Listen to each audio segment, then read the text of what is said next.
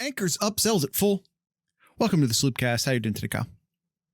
Doing right, Jared. How are you doing today? Doing good. New tradition. Good tradition. There we go. All right, Kyle. How'd you feel about the game? Just general thoughts before we get going. Couldn't ask for much of a better game overall, offensively, defensively. I thought overall the team did what they needed to do, and yeah, I was very pleased as a whole. Yeah, I think one of the things perhaps Ohio State fans are gonna have to get used to is that Ohio State's gonna like ease into the game. I almost feel like they're very willing to see what the other team's gonna do in like the first drive, especially on the defense. Mm-hmm. Because we've seen it happen a few times now where the other team will have a good first offensive drive, get down into the red zone. Ohio State then puts the clamps on, either forces a field goal or better in some cases. And then the defense plays lights out after that. And you know, maybe it's the scripting, as Spike says. Maybe the other teams are just, you know, getting through that play script. And then once you get through that play script, that, you know, this first 10 plays or whatever, maybe Ohio State is sort of taking a passive approach to sort of read, react, see what the other team's doing, and then adjust. I'm not 100% sure what it is, but it feels like it's part of the plan, and that's okay. Where the other team's going to get some yards on the first drive. Yeah, Minnesota, it's just 13. Just seeing it repeated a few games now. Yeah, 13 plays, 66 yards, almost 7 minutes on that first drive for Minnesota. Problem with them, Jared, is that they got into the red zone. Yeah, you can't do that. They should never have gotten into the red zone. But yeah, other than that, they only had one other good drive, and that was in the fourth quarter when they had that field goal attempt. That did go wide right. Yeah. But yeah, overall, yeah, you just look at the defense just suffocating. I think I agree, Jared. Like, wanted to see what Minnesota does that first drive, or really any team, and then really just adjust there.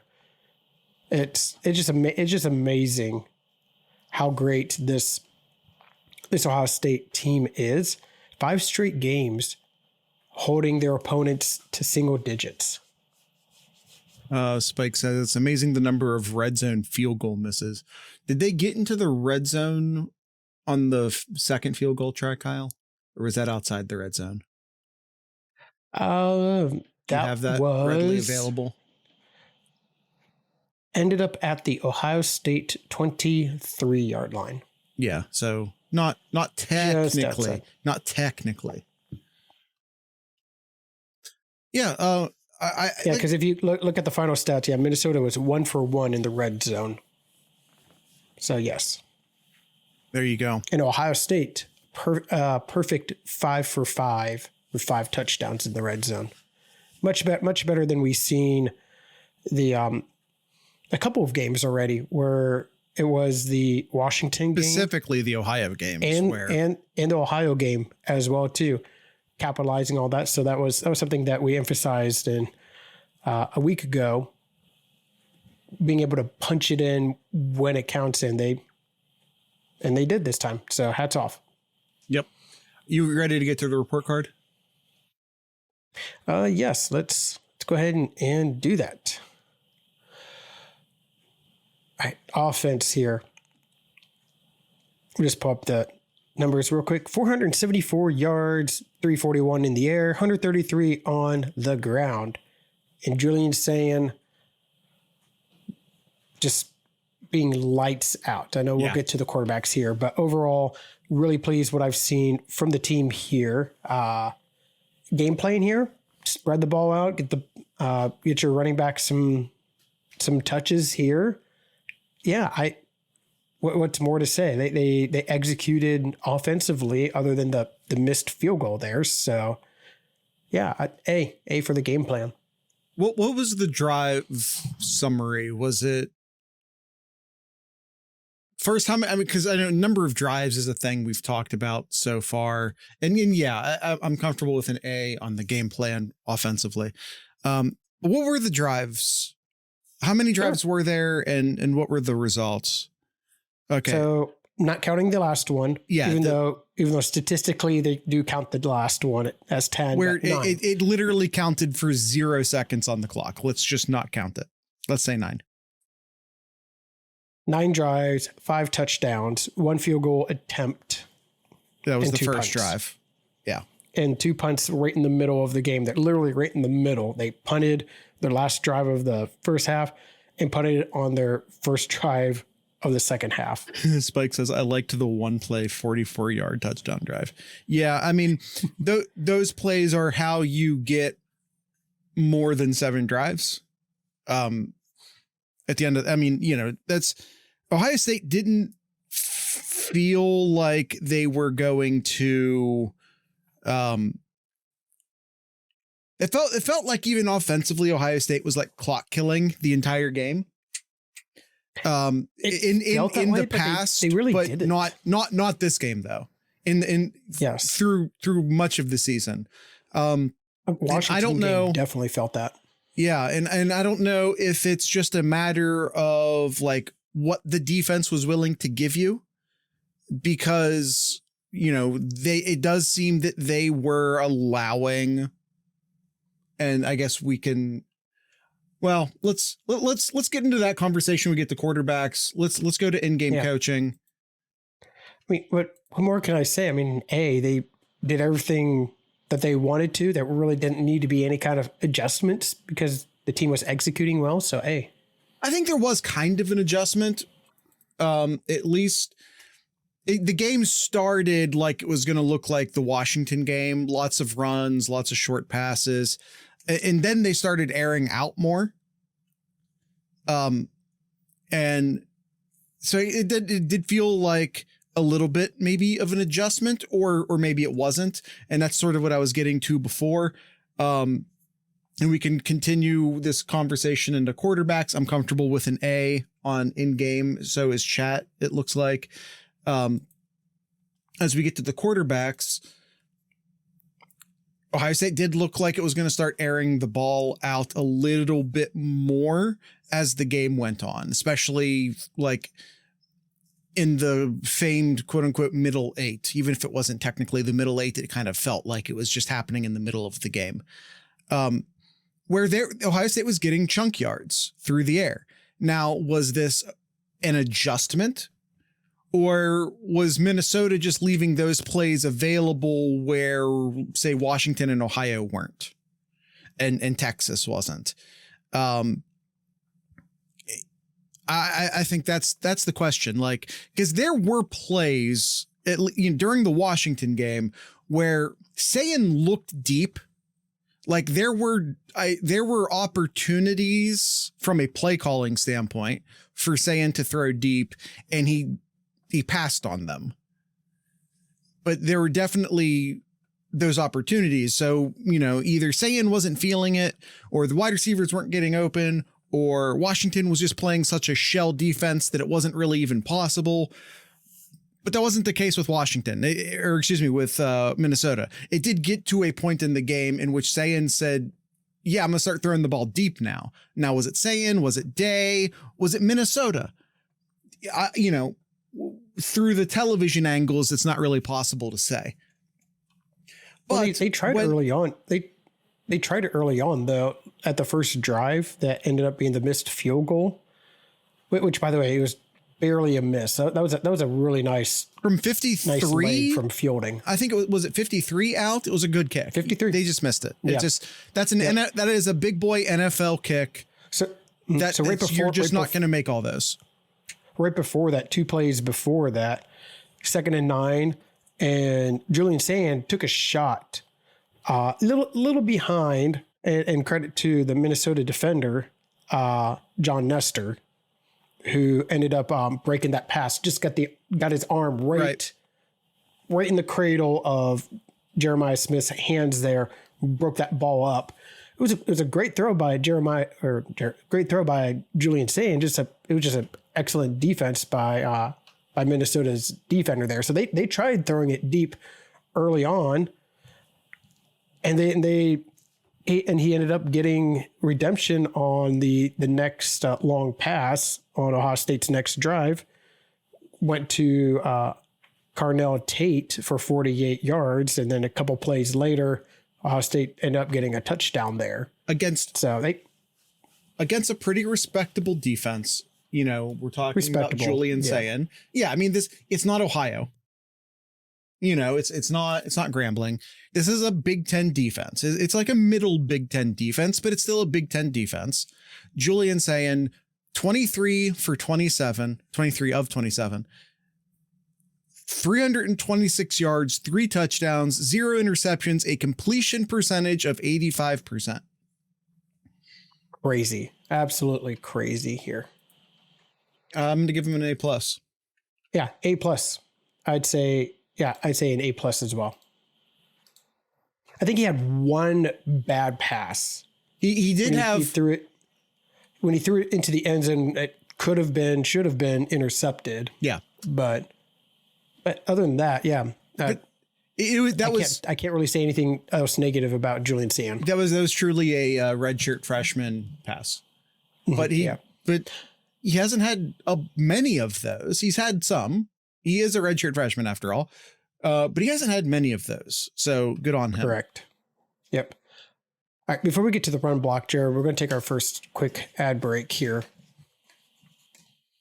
TheSloopcast.com is your go-to link for anything and everything Sloopcast related. There you can find our Discord over at discord.thesloopcast.com, Patreon, patreon.thesloopcast.com, and our YouTube page, youtube.thesloopcast.com. You can find those and all of our other lovely links over at thesloopcast.com. Take that ad break and finish up with our offense. All right. Run blocking. Run blocking, I thought it was fine. Yeah. I thought it was fine. There was Minnesota has good linebackers.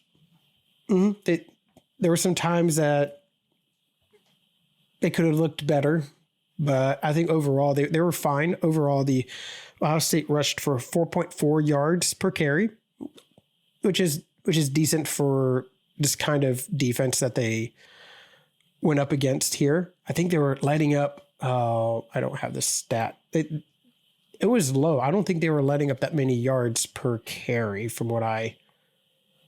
It was pretty good against not great competition, no, but it was a pretty good number. I want to say Ohio State doubled the typical rush per average that Minnesota gives up, or maybe it was total rushing yards. I forget. They were letting up 2.8 yards per carry, which was 13th best in the country at the time. And granted, who they played, but still. Fair. Them's the numbers. So how do you feel about the grade? I'll say I'm kind of B plus. I would say B plus. Yeah, I think that's fair. Competition. Some great. We're starting to. I know getting ahead of myself a little bit, but we're starting to see Bo Jackson starting to have some little bit better vision now. We saw some of the play developments when he was handed the ball. We're starting to see Bo starting to really see the vision now. Yeah. And I will say on the few, as Spikes points out down in the chat, on a couple of the quarterback sneaks they ran, they got incredible push. I will say those were later in the game when Minnesota was, gassed. It's a little bit easier to get that push at that point. But, and by the way, run block, I know it was only was it just one drive where they had the backups? And I would say it was backups on backups for the most part. The backup offensive line crushed Minnesota's defense. I mean, as a result, mostly of that last drive, James Peoples finishes with an average of 8.4 yards a carry. So big props to the second string offensive line. Yeah. Pass block. 0 sacks let up again. And I don't remember a ton of instances of Julian Sayin having to rush passes. He took some hits. That, it's big boy college football. He's not going to stay clean the entire time. But I don't remember a lot of pass plays getting like ruined, or a lot of, I would say for the most part, he stayed pretty clean. Ohio State now is number 7 in the country in terms of percentage of quarterback sacks on passing attempts. Only at 1.8% of the time. Yeah. Spike says he got crushed once though in the game. He was out of the pocket on that one. For whatever that's worth. I'm good with an A. All right. Running. As I mentioned before, Bo Jackson's really starting to come up with a vision, starting to really see it.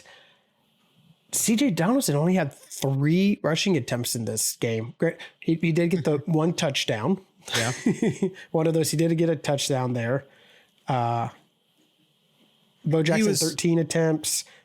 James Peoples, 7 attempts. CJ Donaldson, 3 attempts. Yeah. I'm not sure what to make for that. I mean, Donaldson was put in very specific short yardage situations in his defense. Keenholz, who was running on the one competitive play he was in, and that was that he missed his hole. Like, just, I don't know how else to say it. Like, he tried to bounce that outside when he really didn't need to and really shouldn't have. I didn't like the play call either, for what it's worth, but sure, it was, I didn't like the play call, but the execution was also bad. Sure. So, but I thought Bo Jackson looked good. Peoples looked good at the end of the game. Not the running back's best performance, especially with all the other things considered. Keenholz missing and Donaldson not always getting the conversions that he was supposed to be getting. I'm gonna go like a B-. Yeah, I was going to say a B for me. B is the first thing that came to my head. So I'll stick with the B.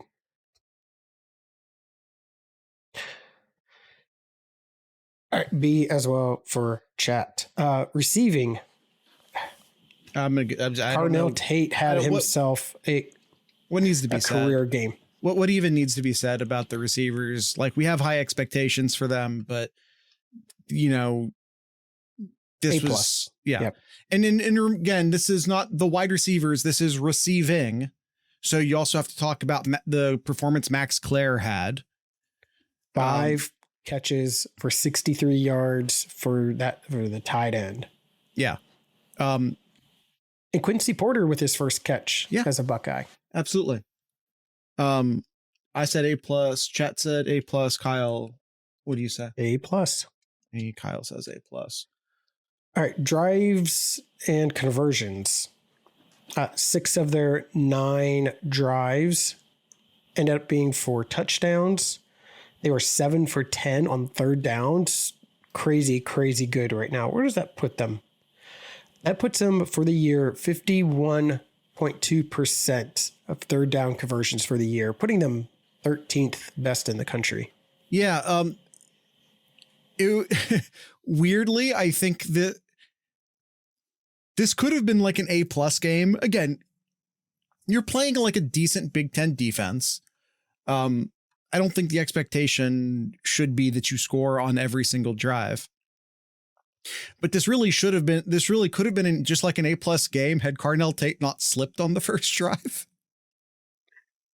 Yeah. Like, if he doesn't slip, they get that first down.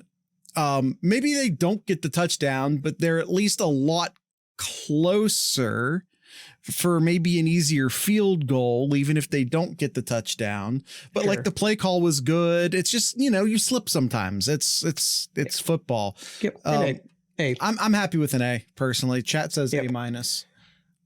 All right. And explosiveness. I put it in the chat, or not chat, in our notes here, Jared. According to the stats here, Ohio State had 7 passing plays of 15 or more yards, and had 4 of 10 or more yards on the rushing side.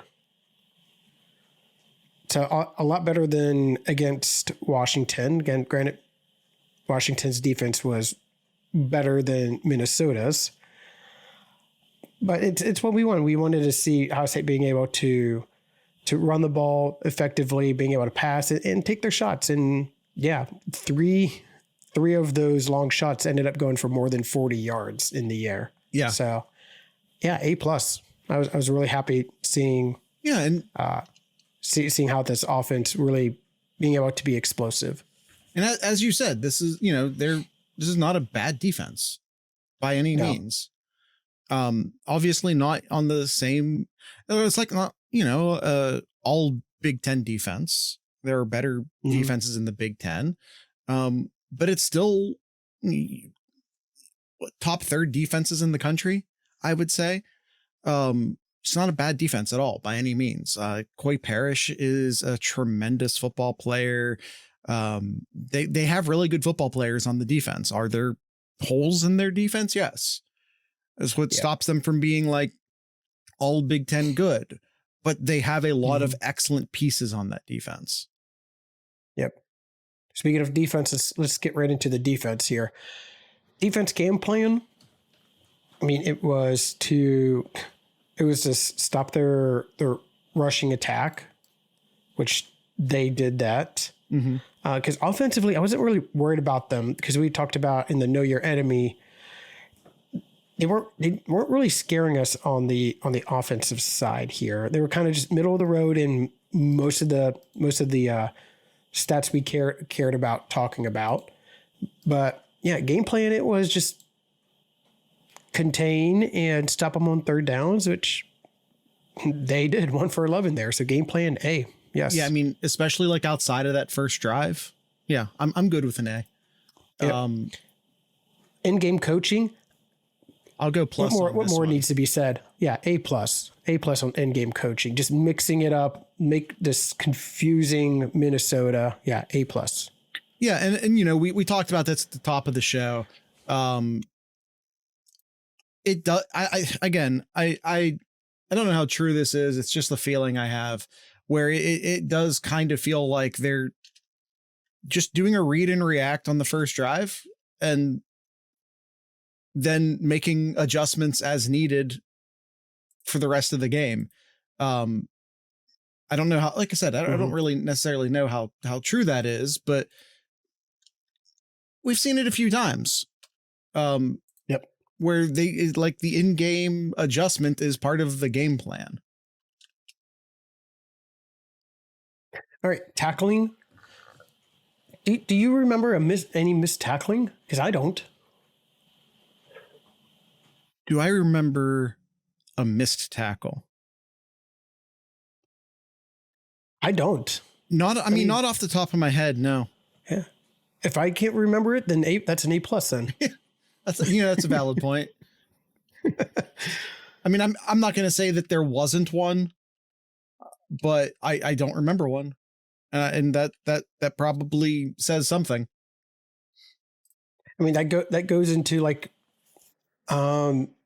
into their, I think it's our last grading here too. Like they only let up 4 big plays, and we'll get to that too. Run stop. There was at one point before Minnesota's last drive, they had Minnesota at 1.7 yards per rush. And considering this wasn't a heavy sack game for Ohio State. Yeah, 1 sack. One sack. A lot of times when you see crazy rushing numbers, it's like Ohio State had against Washington last week where there were a bunch of sacks. Yeah. That really drives that number down. But yeah, it was only 1 for -6. Yep, exactly. So run stop, yeah, A+. I mean, they let up 1 good run all game, and that was on Minnesota's last drive. Yeah, against the backups. Yeah. And pass rush. Not again. We mentioned there's not a lot of sacks, but I do feel like they had Lindsey under pressure most of the game. Like I don't feel like he was outside of the first drive. I don't remember him being comfortable. He had some comfortable pockets in the first drive. Outside of that, I feel like he was getting rushed most plays. And this goes kind of hand in hand with the pass coverage in our next grading here. Minnesota only had one reception that went more than 10 yards. Yeah. And that's, you have to give the pass rush credit for that, because that just means that even if they aren't getting home, their presence isn't allowing stuff to develop deep. Correct. So I'm kind of between an A minus. So I'll say nay. Okay. I'll go minus. You still kind of got to get home. Yeah. They say B plus down in the chat. Sure. All right. And pass coverage. I think you already like I said, only one that went over 10 yards. They had two that went for 10 yards, but only one over 10 yards. And that was to their tight end. Yeah. How many receptions by their starting wide receivers? Is that 7? Let's look here. To their two primary wide receivers? Brockington had 4. Smith had 3. And Tracy had none. Okay. So their 3 main starters, that's 7. Yeah. I mean, A+. Starting quarterback under 100 yards. Mm-hmm. I mean, what else? Especially, I mean, Kyle, if you don't have this number quick, you just feel free to say no. But Drake Lindsey had 94 total passing yards. How many of those were on the first drive? Oh, I could probably find that real quick here. Matthews would have had a pick 6, but he jammed the route so goddamn hard. It was like Three Stooges act of him trying to slow his body down in midair to defend the pass. All right. So we got 5, 10, 17. No. I'm sorry. I'm adding them up. So 5, 10, 14, 20. There's the long one to 45. 45, 54. And 54, 64, 65. 65 yards on that first drive. Esquire said 70 something. Impressive. Esquire, that was pretty close. So yeah, he had 94. They had one rushing yard on that first drive. They rushed it 2 times, one for 1 yard and one for 0 yards. Yeah. So Lindsey had approximately 2/3 of his yards in the first drive and had approximately 30 for the rest of the game thereafter. Yeah. All right. Impact plays. I wouldn't say there were a ton of impact plays. A lot of sacks, no turnovers. They did get the stop on 4th down, but that kind of goes into the stops. Yeah, I wouldn't count that here. Yeah, not necessarily a lot of. How many TFLs do you have that number offhand? 7, with one of them being a sack. So 6 rushes. So that'd be 6 rushes for -9 yards. I don't remember any, what I would call any super bone crushing sort of hits. We didn't let them get moving enough to have quote unquote an impact. Yeah. I mean, we've said that a few times during Austin's over unders, where we've been kind of hitting the under on a lot of defensive stats just because the defense hasn't been on the field a lot to make stats. So, I mean, impact, we're going to have to kind of grade it low, even if it's Do we? unfair. So I'd say a B. I would say a B. I'll say A minus. That's a lot of TFLs for not a lot of opportunity at TFLs. Sure. All right. And stops. 1 for 11 on third downs, 0 for 1 on fourth downs. Yet another A red plus. zone. Yet another red zone stop. A first and goal even stop to force them into a field goal. Yeah, A plus. This team, I've never seen a team ever. I hate to say ever. I hate to be the guy that like everything's the greatest ever, the best he's ever seen. I hate talking like that. I think it's like cheap to always say everything's the greatest thing you've ever seen. Mm-hmm. I've never seen a red zone defense like this. This is the best red zone defense I have ever seen. Absolutely nuts here. Because it's just, it was funny. We watched them go on the first drive. We watched Minnesota go down the entire length of the field. I would dare say easily. And then they went first and goal, and then I just sort of sat back and relaxed. I'm like, well, they're fucked now. If you want to score on this defense, you have to do it from 20 yards out. They are number 1 in opponent red zone scoring at 42%. Number 3 in third down conversions, only letting up 19.6% of third downs. And they're 15th in fourth down conversions at 33%. Elite numbers. I'm just going to put this and just look at, just admire the stats here. Just amazing. Number 1 in opponents' points per game.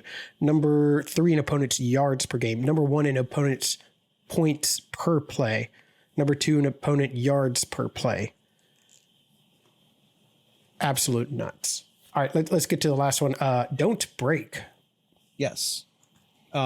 This is explosive plays, but on the other side. So they let up 4, according to the final stats here. 1 was a 25-yard. That was during the first drive. On the first drive. It was on that first drive. And it was... They had 3 on the rushing. 1 was towards the end of the second quarter, and the other 2 were in the fourth quarter. So yeah, A plus. This was a really, really good preventing any kind of big plays there. Was the rush in the second quarter? Was that the one on like a 3rd and long, where they ended up? That was a 3rd and 17. Yep, and Fame rushed it in the middle for 13 yards. Yeah, I'm not going to count that one. Were the 2 in the fourth quarter against the backups?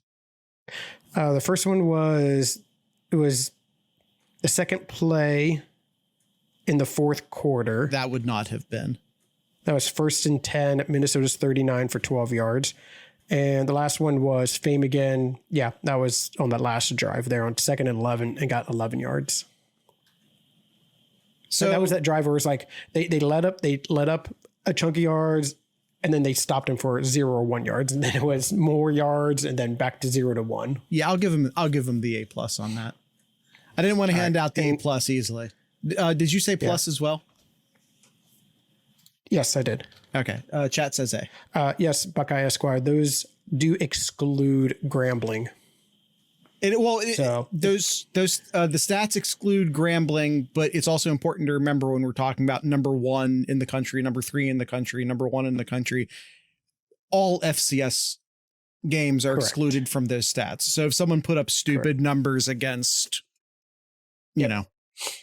All right. Let's take our second ad break real quick here, and then we're going to lightning fast the overall. TheSloopcast.com go-to link, again, for anything, everything Sloopcast related. It's our go-to page for all of our other links there, such as our 7071 store. Jared has on there a Ohio music playlist. I don't think I've ever mentioned that. So Jared puts that together as if you're interested in any kind of playlist from Ohio artists, check that out. That's a YouTube link, by the way, to a YouTube playlist. Every time I add a song to the show, I add it to that playlist. Mm-hmm. And I pull this up in music. Here. There are 410 songs on here. Yeah, that music.thesloopcast.com. Is that the link on that? That I gotta look. Yeah. You are correct. Okay. Yes, music.thesloopcast.com. All right. Find that and much, much more over at thesloopcast.com. Take our ad break and be right back.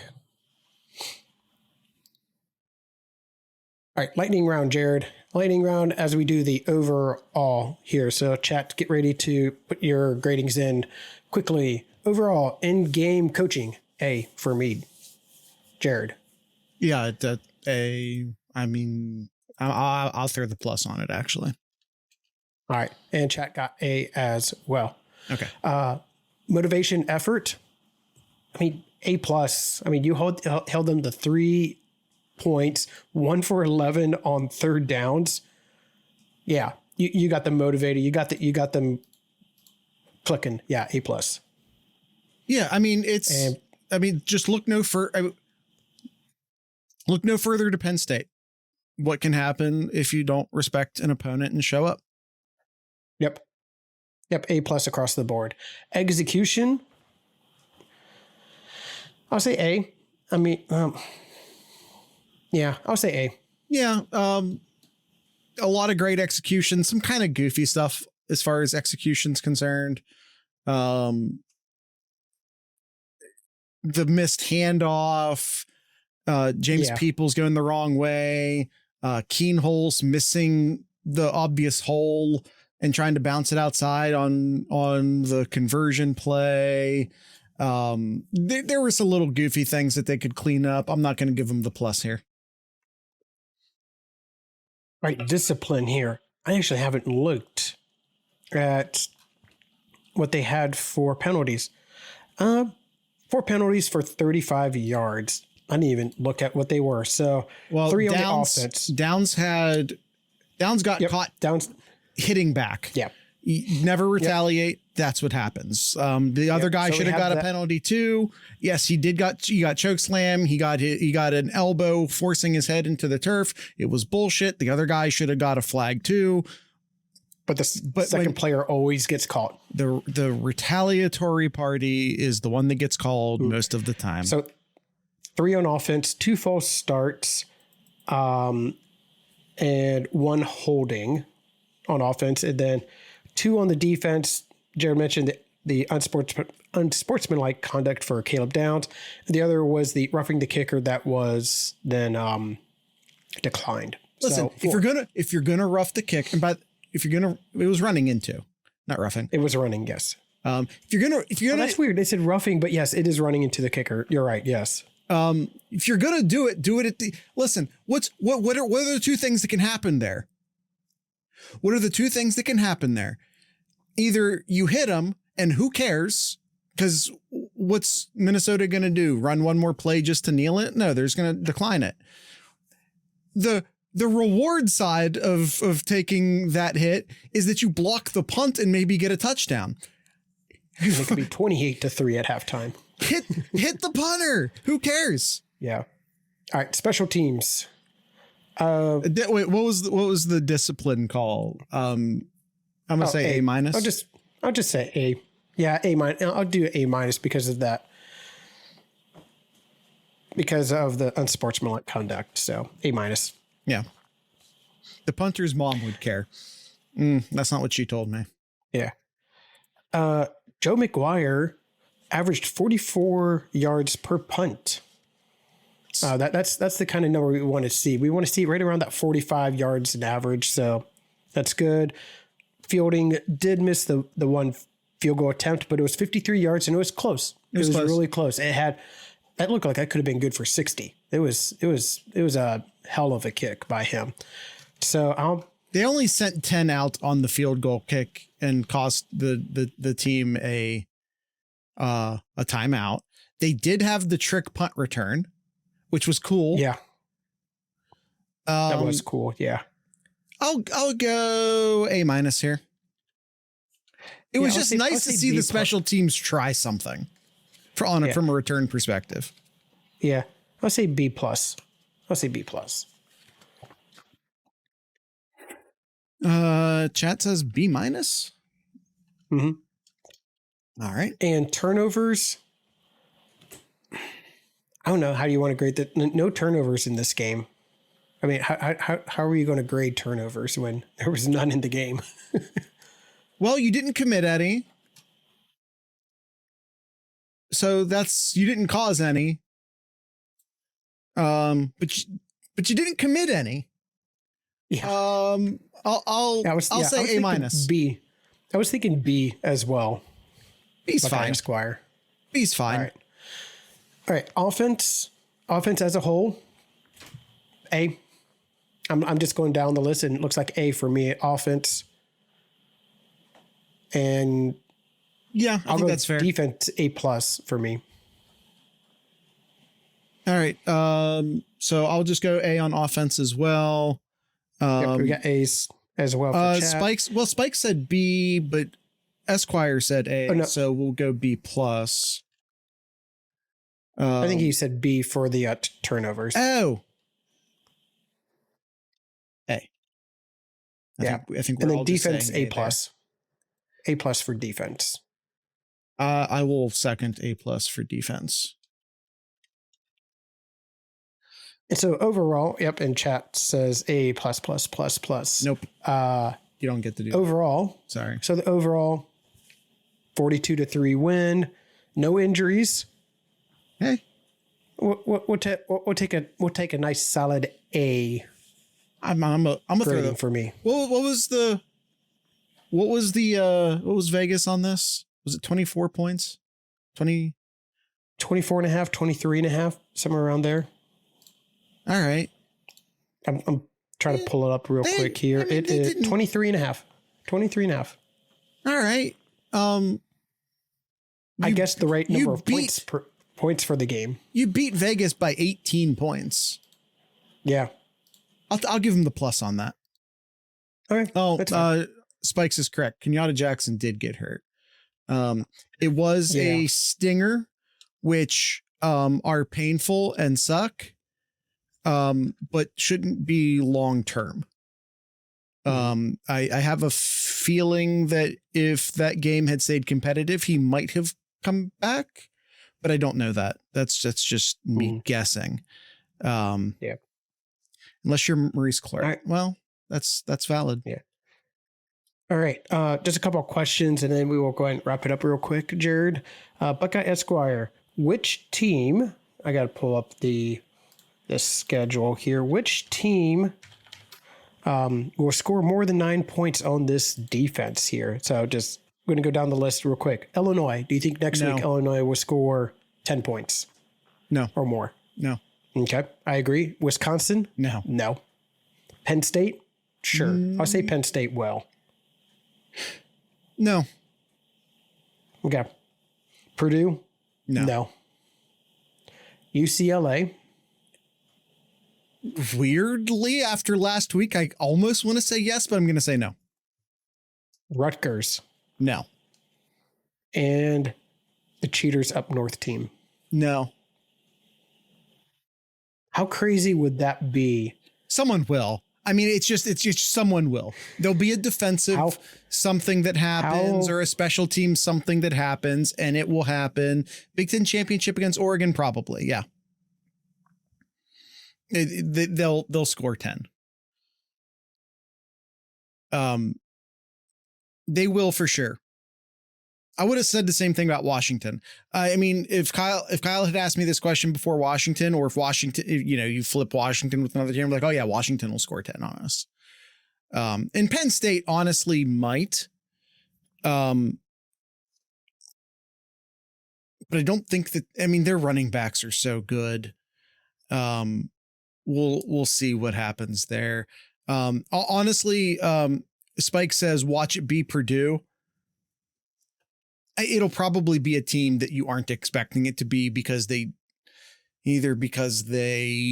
call off the dogs early and the backups get in early, or, you know, there very easily could have been a scenario in which Minnesota against Ohio State's backup defense gets a touchdown, kicks the extra point, and boom, there's 10 points. Mm-hmm. So, I mean, it's very easy to look down the line of games and say, no, but someone will.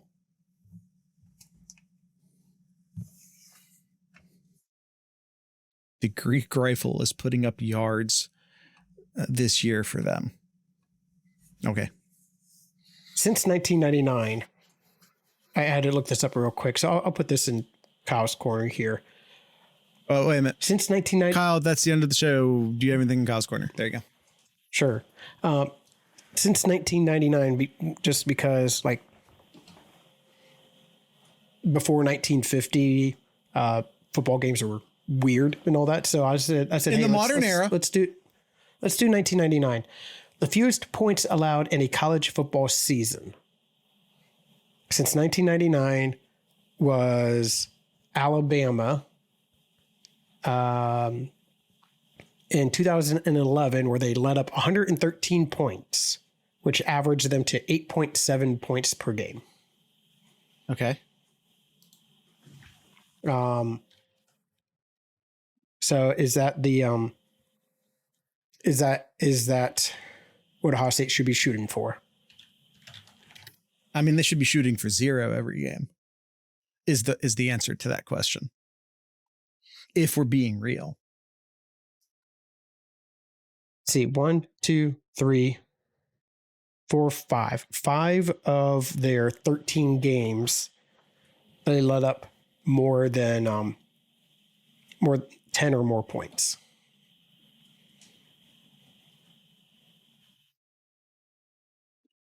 Yeah, listen, I love the idea that Ohio State doesn't give up 10 points at any more than 10 points all year. And again, if you look at it on a game by game basis, it feels very possible. If you look at it from a season long basis, it becomes almost impossible because there's too much opportunity for something to happen. Just a punt return, an interception return, a fumble return, just one busted coverage on a passing play, and then all of a sudden the other team has 7 points, and then you have to stop them from. Hopefully they haven't got a field goal to that point. It's just a touchdown and a field goal.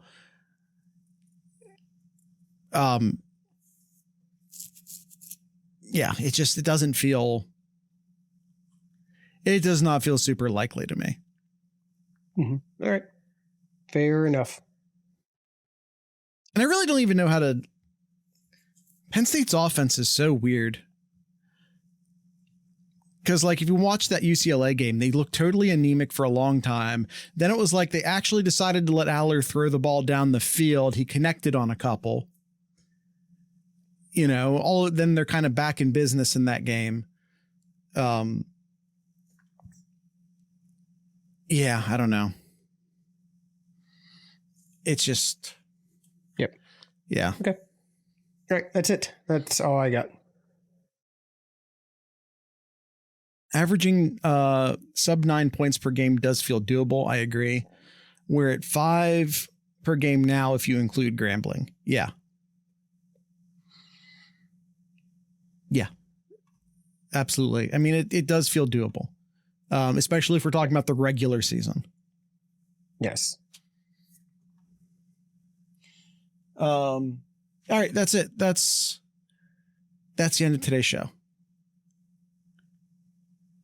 We already did Kyle's corner, so I guess we're just ready to wrap it.